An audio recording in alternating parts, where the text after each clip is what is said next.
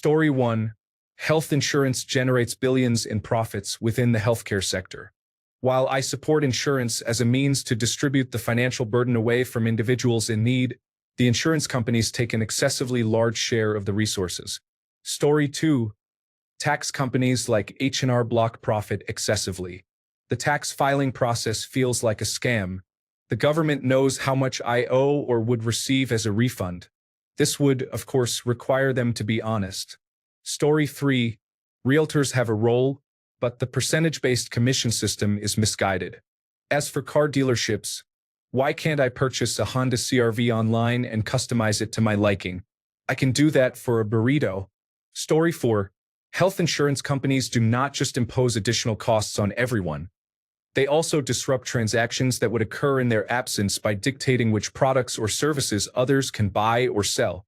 This affects a sector that is crucial to both survival and financial stability. Story 5. Payment networks such as Visa and MasterCard do not issue credit, provide liquidity, or adjudicate disputes. They establish a communication channel between member banks and facilitate transactions.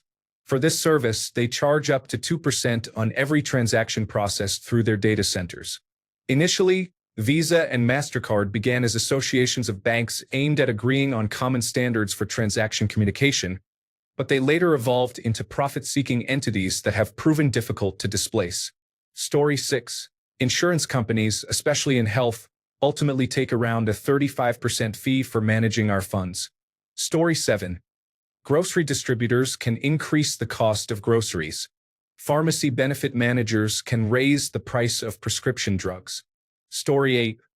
Lobbyists and corrupt politicians are how we ended up with a loose cannon in the White House, healthcare costs that are out of control, and fiscal policies that only make sense for the 1%. Story 9. Middlemen is a largely misunderstood economic concept. Typically, the efficiencies and competition that occur in free markets happen at the middleman level. Eliminating the middleman and purchasing directly from the source results in everyone paying full price and poor distribution channels.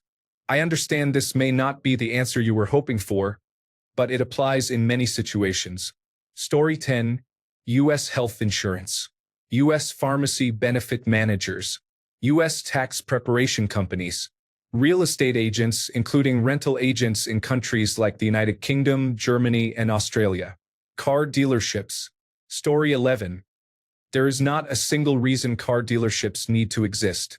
They primarily keep individuals from high school employed, but everything would be better off if they were eliminated. Story 12. Title insurance companies. When you buy a house or refinance, you often pay over $1,000 for title insurance in your closing costs. This is to cover instances where the title on the house isn't clean, meaning you bought the house from someone who doesn't legally own it or there are unpaid liens against the house. Title insurance is legally required, but it can be considered a scam.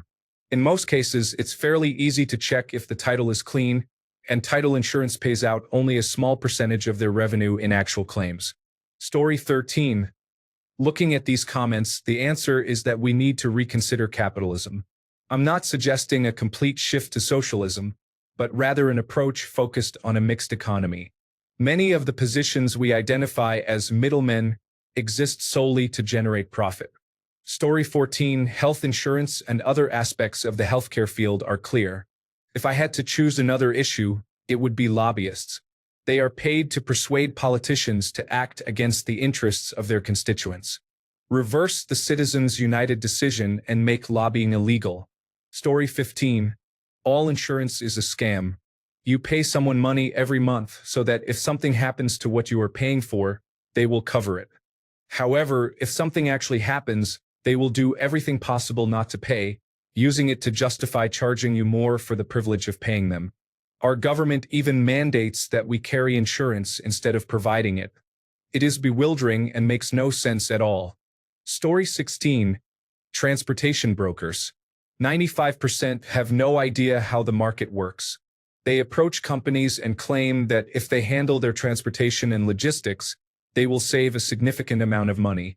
Most simply obtain a few quotes from trucking companies and choose the cheapest option. Story 17. Health insurance is beneficial, but since many people already acknowledge that, We should focus on landlords, especially corporate ones, but also smaller ones. There are a few that truly add value to the houses they rent or sell, meaning those who fix them up and sell them at reasonable prices.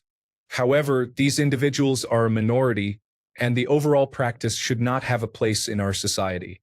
Story 18. Business energy brokers. I am fully capable of approaching a gas or electric company to explore their available tariffs. I do not need to be pressured by individuals claiming they can secure the best deal, which is accessible to everyone. Please refrain from contacting me. Story 19. Grain brokers and others who are not essential to the process of getting grain from the field to the market should be omitted. This would result in either cheaper grain or increased profits for farmers. Story 20. Middle management has become an inefficient system governed not by strategy or delivery, but by a web of dysfunctional principles that reward presence over performance. According to the Peter Principle, people rise to their level of incompetence, while the Dilbert Principle suggests that the least capable individuals are often promoted to positions where they can cause the least harm. Adding Parkinson's Law, which states that work expands to fill the available time, Goodhart's Law, which indicates that metrics become meaningless, and the goat rodeo effect, where everyone does their job yet nothing works, reveals a system optimized for appearances rather than outcomes. Middle managers increase the number of subordinates to appear important, hire into vacant roles to protect budgets, and maintain outdated processes out of inertia. The result is a slow, self-justifying machine. Cutting middle management isn't just a cost-saving measure. It's an organizational cleanse. Story 21. Insurance companies. Insurance, by its very nature, is a collective system. It would be most beneficial to have everyone contributing to and taking from the same resources without anyone trying to profit from it. Story 22. Honestly, they almost always cut into the benefits of both sides. This may be a general observation, but distributors consolidate and ship in bulk since the primary business cannot or will not. However, that seems less middle-oriented than others. I wonder what purpose they serve other than to create artificial barriers and extract more capital. Story 23. Health insurance is obviously important. It is virtually absent in countries with the best health care. Story 24. Politicians keep people divided, wasting money. They handcuff projects with policies that hurt the economy, creating ineffective policies to try to fix an already broken system. Story 25. I'm not sure if I have the name correct, but it is Prescription Benefits Manager. They decide how much your pharmacy gets reimbursed for the medications they sell. They are ruthless, and even Walgreens struggles with them, so your neighborhood pharmacy is severely affected. Story 26. Career bureaucrats in every sector serve a set term and then leave. Time moves forward, but not with this. Story 27. Diamond merchants. If companies like De Beers had not exploited the countries in question to acquire every diamond possible, those countries would likely be in a significantly better state. Moreover, if the people discovering diamonds could sell them openly, rather than having them locked away in vaults to create artificial scarcity, diamonds would be much more affordable for everyone. Story 28. Video game publishers have too much control over the games being developed, which is a major reason why many passion projects struggle to thrive. Talented developers are often placed in situations where they must produce money-making products instead of focusing on creativity. The indie gaming scene has repeatedly demonstrated that individuals can publish their games independently and achieve mainstream appeal without relying on publishers. Story 29. I had a good feeling about what the top several answers would be before even opening the post, and Reddit did not disappoint. Story 30. Car insurance does not depend on how good a driver you are. Rather, your rates are calculated based on the entire state statistics. This demonstrates a significant flaw in the pooled system. Story 31. Push advertising. If we need a product, we will look for it. Just provide a clear differentiating matrix with specifications available to artificial intelligence when we inquire. The same applies to candidates for any electable position. One concise table is all that is needed. No more advertisements. Stop pushing. Story 32. Private health insurance companies and the pharmacy benefit managers that are often owned by them, Ticketmaster, scalpers, particularly as we are seeing with Pokemon right now, and private equity. Story 33.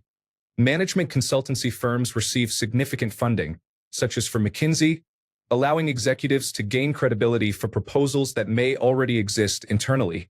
When new insights are generated, they often prove to be counterproductive.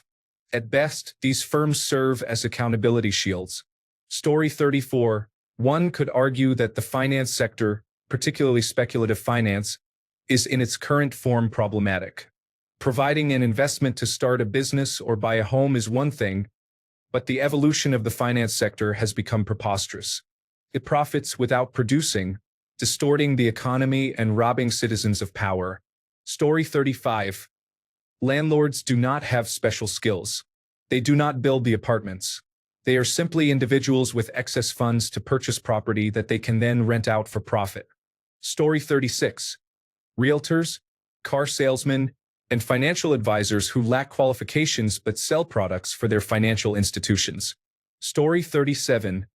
Amazon. Buy local, walk a little, check local marketplaces. And no, you don't need that for the same day. Story 38. Pharmaceutical distributors. The 9th, 10th, and 14th largest companies in the United States are pharmaceutical distributors. McKesson, Cencora, and Cardinal Health, yet hardly anyone has heard of them intentionally. Story 39. Used machinery brokers. In over 20 years of dealing with them, nearly everyone was dishonest. Story 40.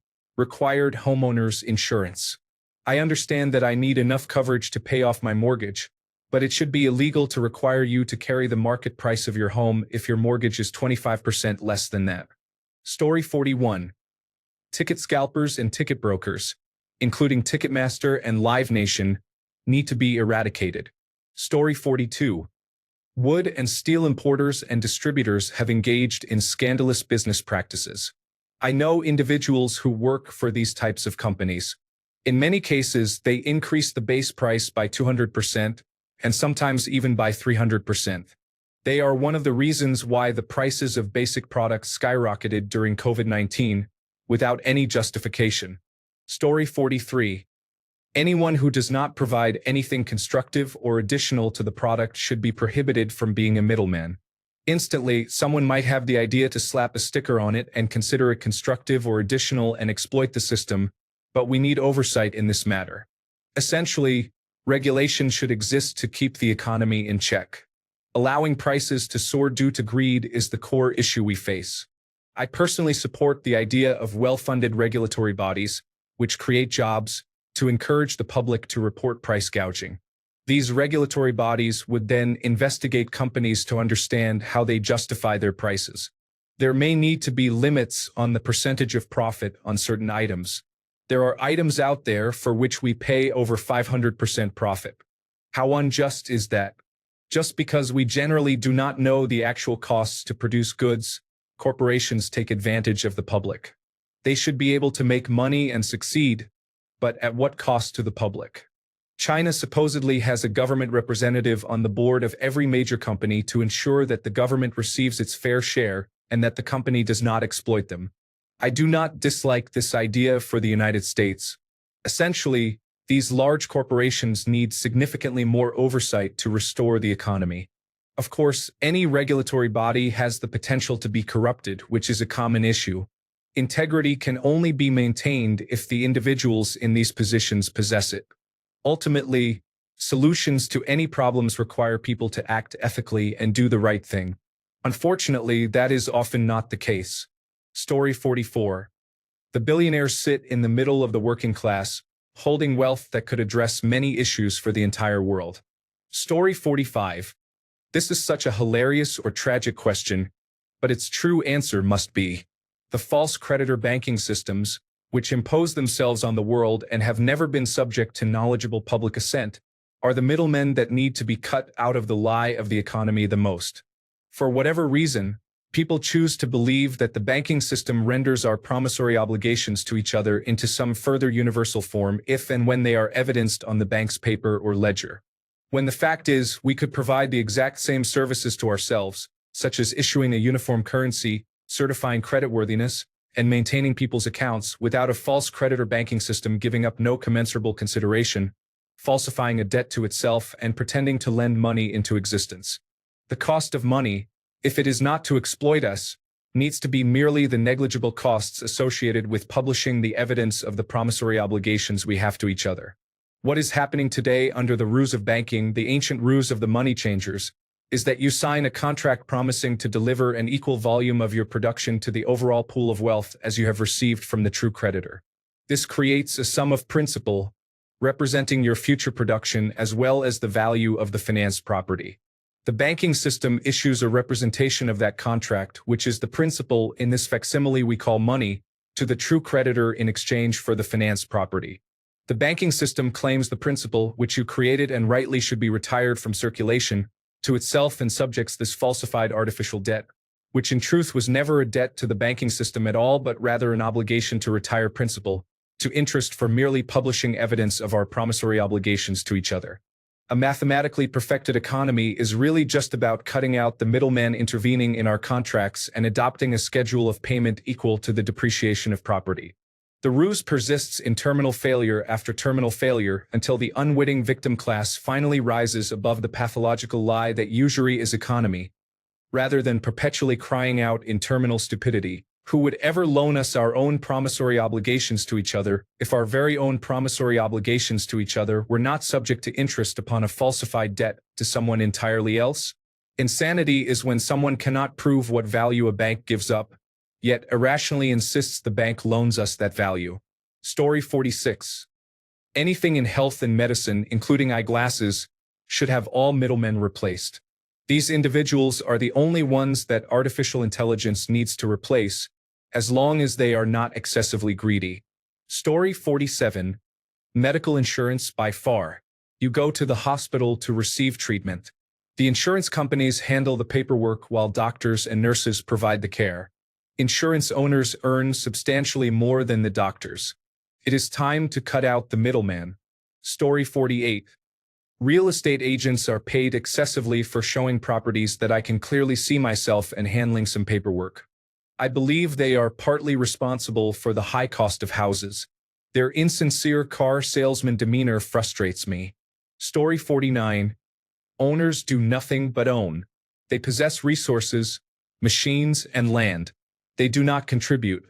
Instead, they hold their resources hostage until they are compensated so that someone else can contribute on their behalf. 90% of the time, a business would operate better if it were owned by the workers rather than by someone who happened to have the right documentation. Story 50. Car dealers should purchase all cars directly from the manufacturer, ensuring that prices remain consistent for everyone. Car dealerships are unnecessary and often inflate prices. They can be predatory and dishonest as well. This change will occur eventually, but I hope it happens sooner to protect more people from unscrupulous sales tactics. Story 51. The entire corporate sector consists of middle and upper-level management justifying their jobs and budgets while their departments analyze data. I worked for a global manufacturer in corporate for a decade. Nobody in those office buildings does anything important that creates value for the company, but they inflate the company's value, and the culture resembles high school. Thanks a bunch for sticking around till the end of the video. Remember to subscribe, and until next time, stay awesome and goodbye.